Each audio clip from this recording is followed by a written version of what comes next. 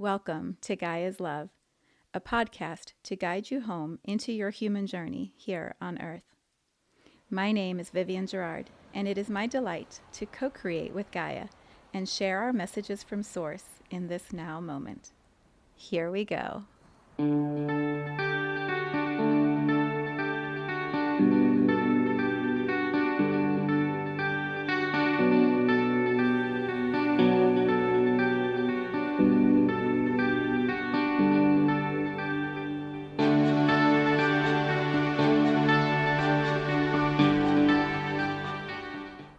Episode 426. It is Thursday here in Cincinnati. It is a beautiful spring day. Sun is shining. Everything is blooming. And we are wrapping up April with a new moon in Taurus, a new moon solar eclipse with Jupiter, Uranus, and is it Neptune? Doing something right now with the North Node, and there is Venus. Did I say Venus? There is so much happening energetically, astrologically, as we wrap up April and move through this weekend. And so I invite you, I encourage you to take a look at astrology, go to some of the experts that you follow and see what they have to say. From what I am understanding, this is a powerful weekend, and we are in, I think it's called, I don't know the word, but there's a cycle that some of the astrology follows that connects the energy of this time to 18 or 19 years ago. So 2003, I think April 2003 is the one I was reading, and then all the way back to 1985. And so whatever was happening, 1984, sorry, whatever was happening in your life at that time, similar cycles are going to be repeating now, similar patterns. And the more awareness you have about what those events were that were probably life-changing for you at that time, the more what's the word, like insight, the more insight you will have into what is likely to happen this weekend and moving forward. A couple other things I read, and again, like I'm just giving you a little snippet so that you can be motivated to go and do the reading yourself. But one of the articles that I was following, Astro Butterfly is a great resource if you don't already follow her. But one of the articles said that the lineup of the planets right now is opening a shift that will carry out through June that is really positive, because Jupiter brings all of this expansion and luck and success for hard work. And Jupiter and Venus together are doing some cool stuff. I think it's Mars is the other one. And Mars brings like the fiery action. So what is starting now is going to be more alignment, greater alignment through June. So you'll really see the impact in June. And then the eclipse cycle that starts now is going to last for 6 months. And so that will wrap up October, November. Lots of good stuff. I noticed my head doing this. It's going to feel a little overwhelming, but there is lots of good energy that is going to carry us into something new, something different as we move through the rest of this year. So do some research, look around, see what you can find, and this would be a really good new moon to be intentional, to get really clear on like what is it you desire, what is it you most want to create or birth or share or experience, and write it down. Writing is such a powerful process of manifesting. Like when you have a thought and then you write it and you put your energy and your focus into it, especially at a new moon, it's so good. It's such a signal, a message to the universe, like, hey, like I really mean this. So if you participate in new moon manifestations, we do a new moon manifestation circle. It's included with the new moon meditation that I am going to be creating this afternoon. And so when you exchange for the meditation, which is $11, you get to send me your intentions, and then I handwrite them into my manifestation circle. And all of the people who come to our new moon gatherings at my house, which will be tomorrow night, they also handwrite their manifestations into this big circle. And so all of this energy is harnessed and focused and precisely claimed and then released to the universe, because I burn the big sheet of paper a few days later. So if you want to participate in that with us, it's a really fun way, and this would be a powerful new moon to do that with all of the energy around it. So yeah, there's a lot going on. And I think it's important for me, it's really important to have an awareness of it, because if you're just sort of going along with life and not listening to what astrology, what the energy of the universe is offering us as guidance, what the universal forces of planets and stars and, astrological energy, what they're offering to humanity, if we don't pay attention to that, it's like not looking at the weather forecast before you make your plans for the summer or the plans for the day. And so you go outside and it's raining and you're like, how did I not know that it was going to rain? Or it's freezing cold and you don't have a jacket or a sweatshirt. When you're not gathering the information that would actually make your journey more comfortable, more healthy, then I think you make it harder on yourself. So astrology to me is one of those really powerful resources. And when you find astrologers that you enjoy and trust and whose messages seem to resonate with your language and your focus, follow them. Like, actually pay attention to what they're sharing, because they are the foreseers. They are the forecasters for what we're going to experience emotionally and physically. So there's my plug for astrology. This would be a good weekend to start following astrology. So if you don't have any good ones, I would say start with Astro Butterfly. She writes at just such a high level, such a beautiful vibration. It's so empowering the way that she delivers her messages. So I would definitely say read some of what she is offering. Forever Conscious is another great one. Astro Mama here in Cincinnati is super fun. I mean, there's so many. You'll find the ones that you need. All right, what I wanted to talk about besides all that is play. And the reason for that is I'm on day 7 of my 9 posts that I talked about last week. I started on Earth Day last Friday on Instagram, and then also there are blog articles on my website. And I started sharing this 9-day series of infinite embodiment and how I see that expressed, how the infinite plays and dances with the body here in this human journey. And so we've had I am breath, I am sound, I am light, I am creativity. Today is I am play. And so I've been okay, so the words for it, the energy for it at a soul level is I am play, dancing through play. Oh my gosh, why am I blanking on now? I am play, joy and pleasure, dancing through the galaxy and choosing to be here on this planet. And so I believe at a soul level, the frequency of our soul is joy and this sense of adventure and exploration, that the soul is curious and wanting to understand all that we can understand, and that we enjoy the process of that at a soul level, that we're not cursed and exiled and sent to be punished. We are choosing to separate from source and create something new and magical, and then return that gift of our experience, our adventure, back to source. And so it's for play, it's for pleasure, it's not for punishment. When we choose to come to Earth, I believe because of the density of the human experience, the physicality of the body, which is so complicated and takes such attention, such care, takes so much care to take care of a body.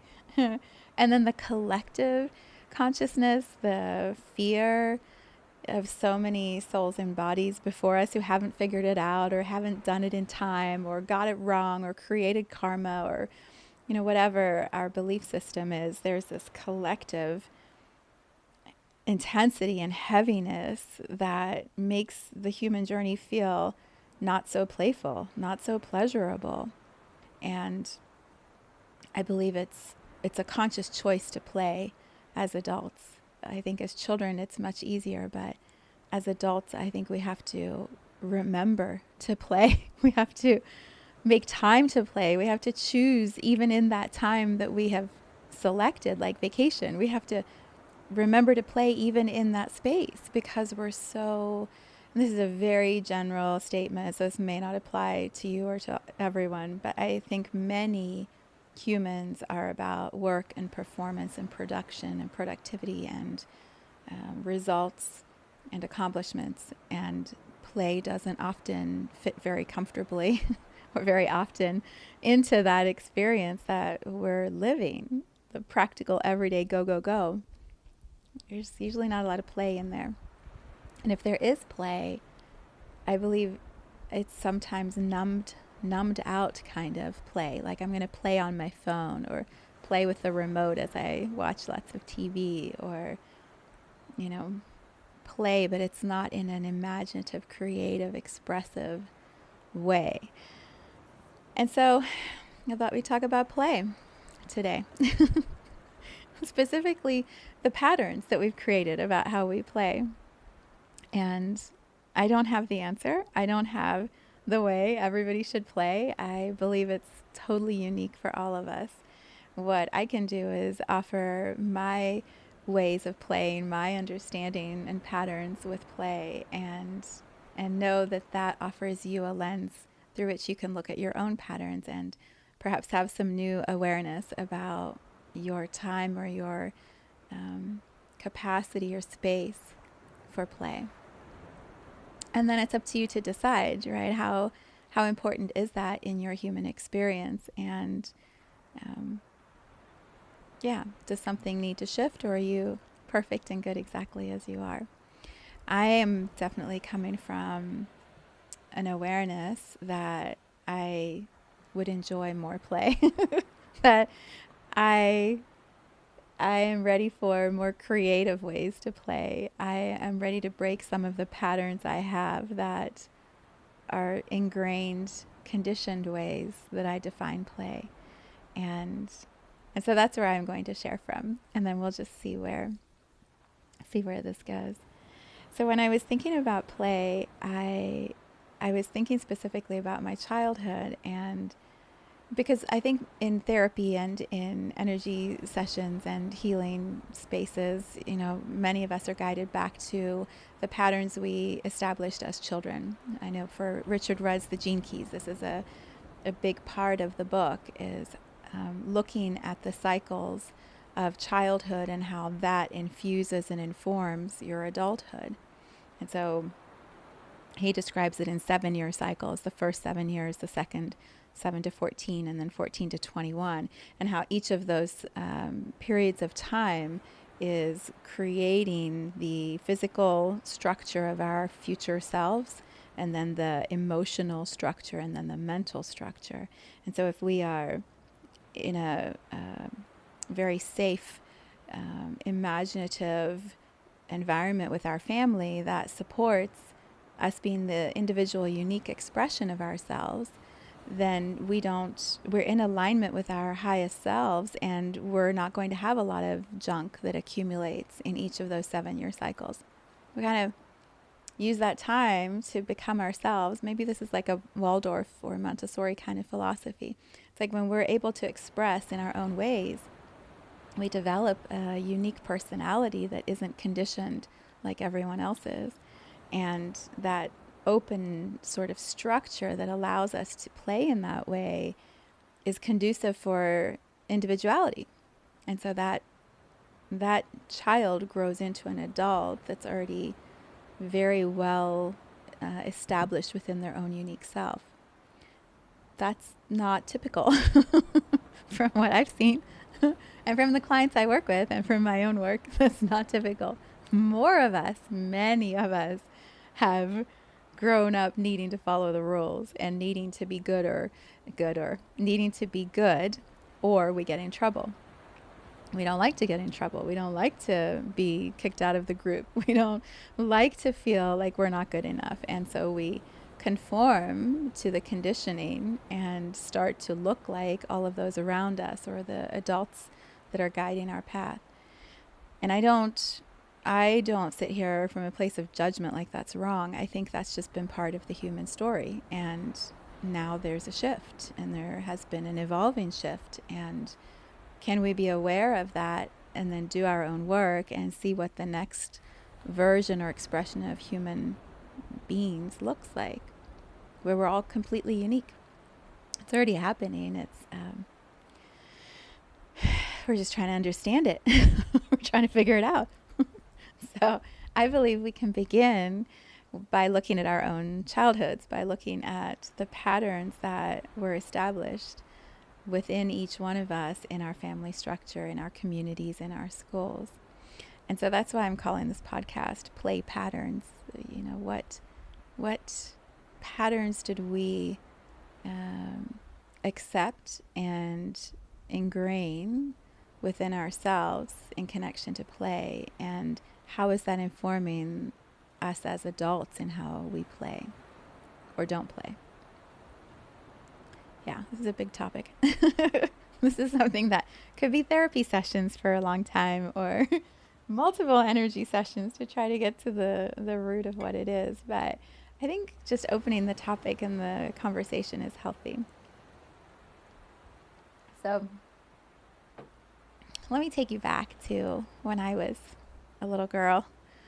I was just thinking about it this morning, like, how did I play? I'm like, oh, I was messy when I played. I like to be in the dirt.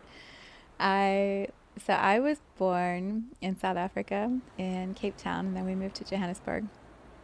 I have an older brother who was a year and a half older, and then we were living close for much of my childhood to my mom's sister, so my aunt, and I have two cousins. My one cousin is a boy. He's 3 months older than me.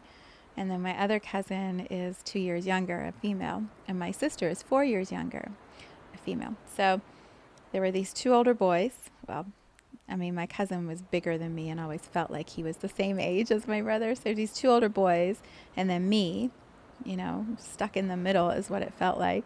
And then these two younger girls that I always thought were like the babies. And I didn't want to be a baby, but I wasn't a big boy. So I was like in the middle. So I remember much of my childhood always chasing, always trying to keep up, always wanting to play with the big kids, even though, you know, my cousin and my brother were pretty much my age. I couldn't do everything that they did, but I wanted to. And so a lot of our adventures were them instigating, as my mom would probably say, trouble, and me following along and participating and being the tomboy. And so we were always outside. I lived in a climate that luckily was so much warmer than where I live now. And we were always outside, and we were digging and playing and in the garden, making mess. I remember in one of our houses next door to us, they were building a house, and they had those tunnels that they would put the cinder blocks or the concrete in. And we would go in and run through all the tunnels and, you know, just have these big adventures. My mom did a lot of gardening, so we were always outside and working with whatever she was playing with at that time. I remember playing in the pool a lot. Like, we loved the water, and our grandmother had a pool. We had a pool a couple times, but we were always swimming, you know, so in love with the water and jumping and competing and racing, always racing each other and pushing. Like, play was very physical for me and competitive, but not in a way of sports. I never really participated in sports. But I ran a lot after my brother and my cousin. And we would always dive and jump, and, you know, there was a lot of energy that was constantly physically expressing through us. And then I had like this feminine side where I enjoyed playing dolls with my sister, and I wanted to do some of the dress up, and we did a lot of paper dolls and coloring, tea parties. I loved some of the feminine dainty stuff, but I also loved the physical action. And then I had this introverted, imaginative being, Aquarius, I guess I would say now, you know, as a grown-up, this imaginative part of me that wanted to be in the worlds that I was reading in my books. And so my parents were constantly buying books for me that I remember. And I don't remember going to the library very often, if at all. But we always had books in our house. My parents both loved to read, and my brother not so much, but I and my sister loved to read. But I would get these fairy tales, and Enid Blyton was an author, and I would read about the fairies and the goblins and the elves and these magical trees and forests where everything communicated and the animals spoke, and just magic, absolute magic. And I lived in those worlds in my mind. Like, those were so real to me, and I soaked up everything that I read. And then we moved on to like Nancy Drew and Hardy Boys and adventure and solving crimes and problems. And then I remember when I became a teenager, maybe a little younger than that, 10, 11, my mom loved this author, Barbara Cartland. I believe she's still alive. And she was writing romance novels, but connected to like the English royalty. And South Africa was connected, was part of the British Empire for a long time. And so, my mom had this love for royalty and for the royal life and the structures of hierarchy of how it all worked. And so she loved these books, and my sister and I eventually would read all these books, short little books, very much about, and then they came into the light together. They were one, unioned forever. Like, that's sex in those books. Like, they came into the light. It was beauty, forever, bliss. I was programmed very young. Oh, that's so funny. But I learned about this whole period of time. A lot of her books were written, I don't even know, 1920s, 30s, 40s maybe.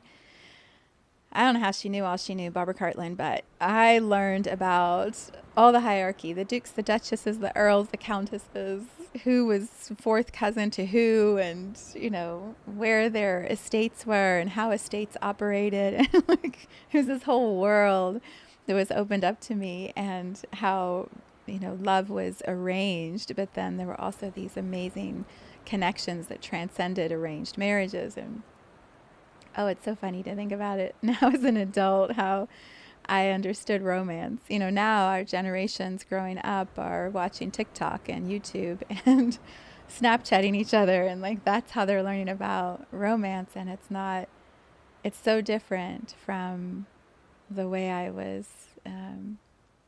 the way my soul chose to be a human and learn about love. And so then, so just a lot of introverted, imaginative play. I remember doing a lot of like coloring, painting, using my hands quite a bit. Never really cooking, wasn't my thing. I wish now I had been more interested in cooking. So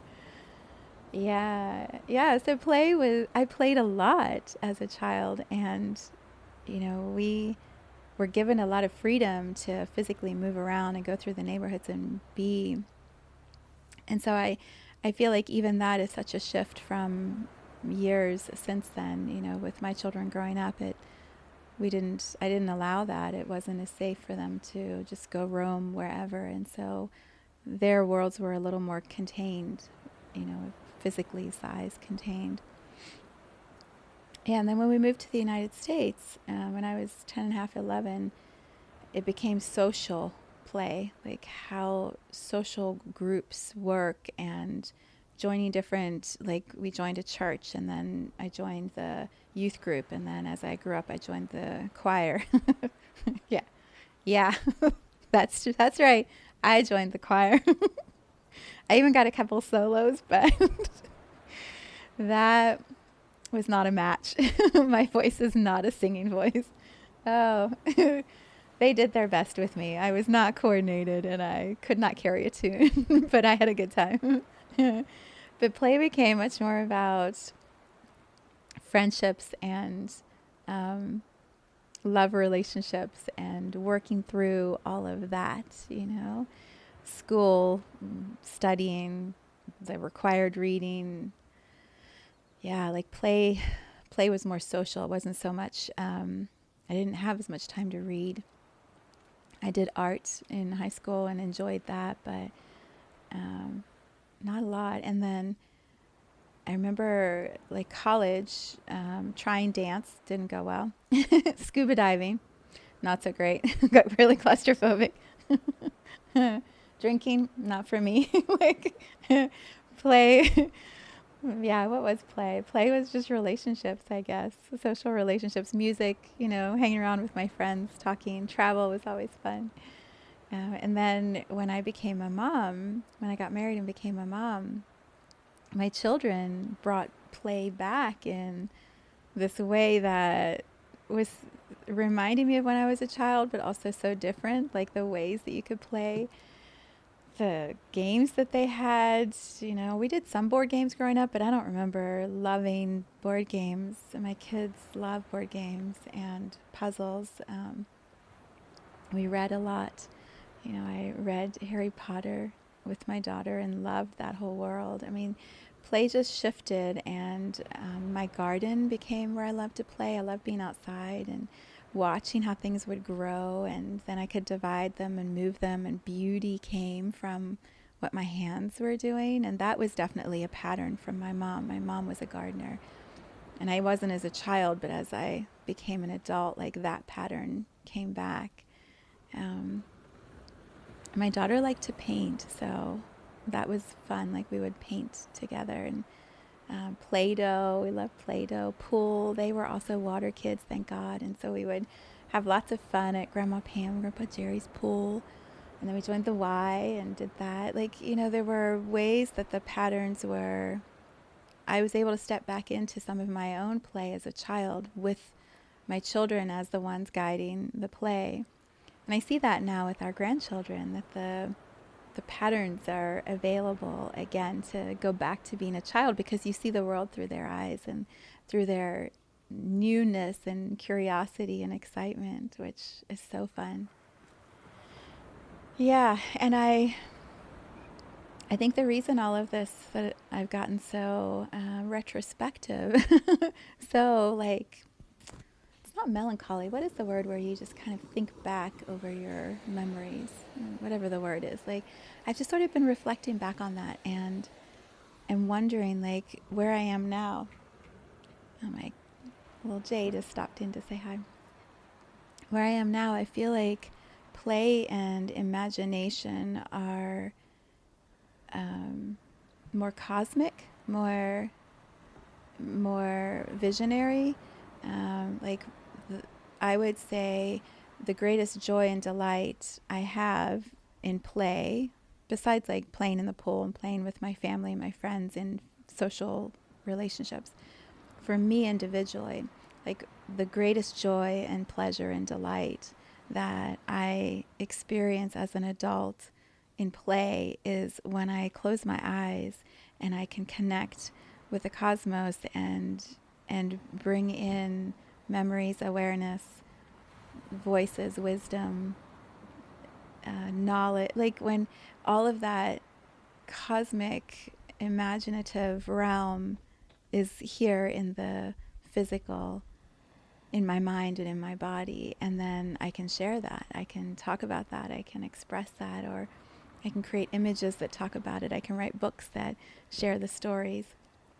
When my imagination can play in the realms beyond this 3D structure, like the worlds of magic as a child, the elves and the fairies, except now it's souls and planets and consciousness, and I get to share that. I get to create these podcasts and create the posts that I'm doing on Instagram and share the joy that I have being a soul in a human body. So that's play for me, and that's very different than how other people experience play. But because it brings me such joy and delight, and I'm able to incorporate that into my schedule and structure my work around that, I live play as my work. Yeah, like I guess that's the best way to say it. Like my play patterns are, it's what I do. It's how I work. Even when I'm working with clients, when I do sessions, for example, especially new people, when it's someone I've never met before and we're on a Zoom call or a phone call, and I'm reading their energy, I'm experiencing who they are soul to soul. There is so much joy inside of me as I see someone and reflect what I see back to them, not to fix them or change them or tell them what to do, to say, here's what I see. I see you, and wow, like, you're so cool. Let me tell you all the things that I see about you. Isn't this amazing who you are? Like, look at your story, look at your patterns, look at, like, this is so exciting to play in this energetic way, soul to soul, of recognizing another person. And then in my longer client work, as I get to know clients and deepen into their patterns and their stories, and the path that they want to be walking or the gifts that they want to be expressing, it's play for me. It's like, I even say that to many of my clients. I'm like, I can't wait to play in energy space with you because that's how it feels. And yet I'm getting paid to do that. Like, that is my work, my job, to play in energy. Like, how cool is that? How cool is that? And I hope, my wish for humanity is that more and more of us are playing to work, are playing as our work. We are in the genius and gifts of who we are here to be, and that's where our income comes from. And so we're expressing the unique soul through the human form in this play work way. Yeah. Those are some of the thoughts I've been having. And I don't know if we're ever really told that. I wasn't told that. I was told everywhere. I was told by my parents. I was told by my school. I was told, my stomach is growling. I was told by adults all around me, you better work hard.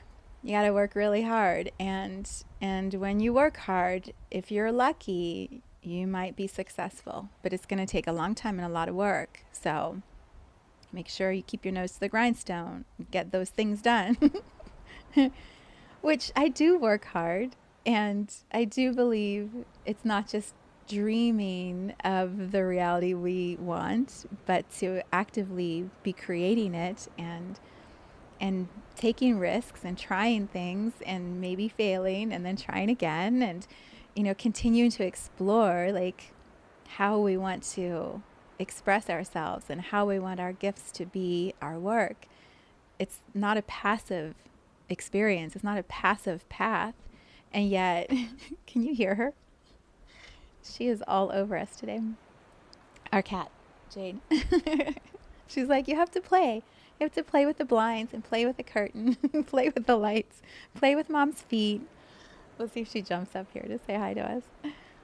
But I don't think we're told that play can be a job, that we can love what we do with our time, and we can be in our genius doing it. We can be living our love and receiving an income from that allows us to do more of it.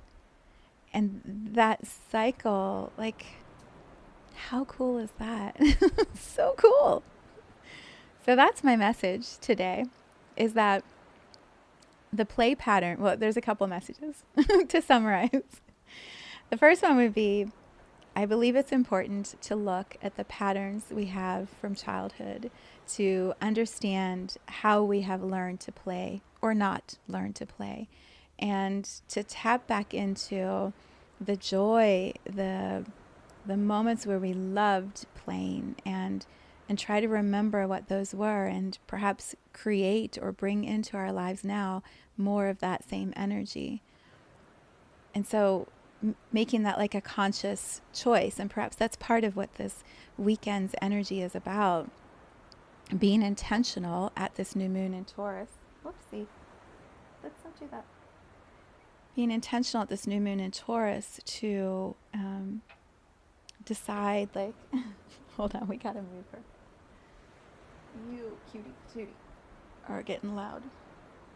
To be intentional at this new moon in Taurus about how we can bring that joy back and then use the fire of Mars and the alignment of Venus and Jupiter to bring that play into our livelihood or into our daily activities, to take action that includes the joy and the fun and the delight of play. Big picture, I guess, and then I'll get back to the messages, the main themes. Big picture is if it's true that we are souls and we're dancing through the galaxy and we decide we're going to go to Gaia, we see this little planet, we're like, oh yeah, I'm going to go there. And we choose to come into the energy field of Gaia to share our gifts, to create, to play as souls. There's action that's required when we're in here. There's the action of choosing to come in and have this life, to actively participate in being a human. And then when we are human, there's action to eat and learn and create and participate. There's action that's required from that. And so at a new moon in Taurus, I believe we have this, and the solar eclipse, we have this opportunity to really focus our intentions and align the action with that higher frequency, with that higher vision of what might be possible. There are so many noises today. My stomach, the cat. She wants to play with the timekeeper thing, the hourglass. We'll see what happens. I hope she doesn't knock it over. Nope, here she comes. She's so much fun. I adore this little black cat that just wants to play all the time. Okay, so the one message is let's look at our childhood play patterns and see what there is to become aware of. And then the next message is to perhaps open up the potential, if you haven't before, of how the things that you love to do, the places and the ways that you love to play, how you could bring that more and more into your work. And maybe it begins with just a balance, a little less work if you work a lot or have a lot of activity, and a little more playtime. But as you do that, maybe there's a way play could come into your work, and now suddenly you have this unique expression that you're bringing into your company or into your school or into your home, wherever it is you're working. There's this new little element that is lighter and brings you joy, and it's incorporated into how you are working, what your livelihood is. And I don't know what those are. Like, I'm saying it to see if it sparks an idea for you. But I believe as we allow that sort of rebalancing or re-energizing, like reevaluation of our work, something new might come through. Some new possibility might spark inside of us. We might see our jobs in a way that we just hadn't before because we were limited to say it was work, and there's no room for play in that work. Yeah. I hope all of this is making sense. I know some people who play and work seamlessly. Like, they ebb and flow like no one's business between work and play. And it's amazing how they are able to make it so harmonious. If I was in an office job, I don't know how I would be weaving those together. So I realize I'm very blessed that I am at home doing my work here in this way. But I believe anything is possible. And one of the beautiful statements that Estra Butterfly made in her article today about all of the energies that are shifting, her title was, "What if? What if this life you've always desired, this dream you've had of what it could be, could actually happen, could come true? What if? What steps would need to start happening in order for you to come into alignment with that, to start creating that?" And this weekend, the opportunities of the energy right now feel like they would support us creating that, beginning that integration of the life we've always wanted, merging with the life we're currently leading. And so break open some of the limitations perhaps that your mind has put around everything being structured and in a box, separate. And maybe how could it weave in a new way? How could it play and dance in a way that you haven't perhaps considered before? And a great intention, if this is what's sort of stirring in you as you're listening to me or hearing what I'm sending energetically through this transmission to you, if something is stirring, a great intention would be, I'm open to the possibilities being shown to me. I'm intentionally choosing to listen in a new way. My ears are ringing. I call in my guides, the universe, to bring me clarity or new potential that hasn't existed before or I haven't been ready for yet before. You could have an intention of, what if I don't know the highest possibility yet? And so I allow the universe to start to show me that. I allow God, Source, to clarify and identify opportunities for me. Or another great intention would be, I'm open to playing in a new way. Just that. I mean, we can keep it so simple. I am open is a great intention. I am open.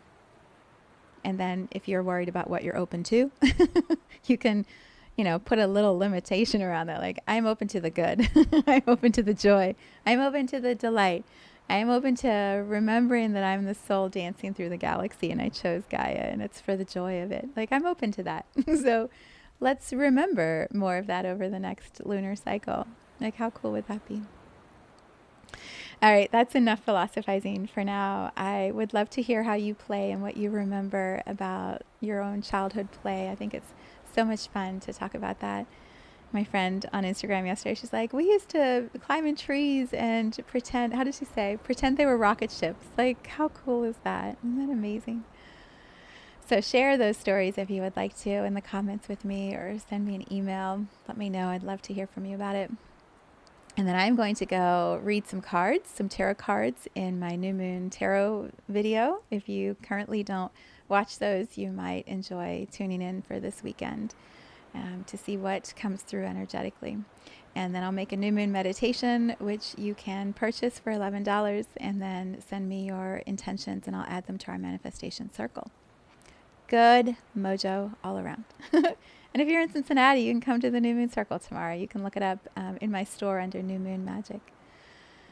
So I wish you such a beautiful weekend, so much magic and play and joy. May you just connect in with your inner child in like the best of ways over the next few days. I will see you next week in May. I didn't do that well, did I?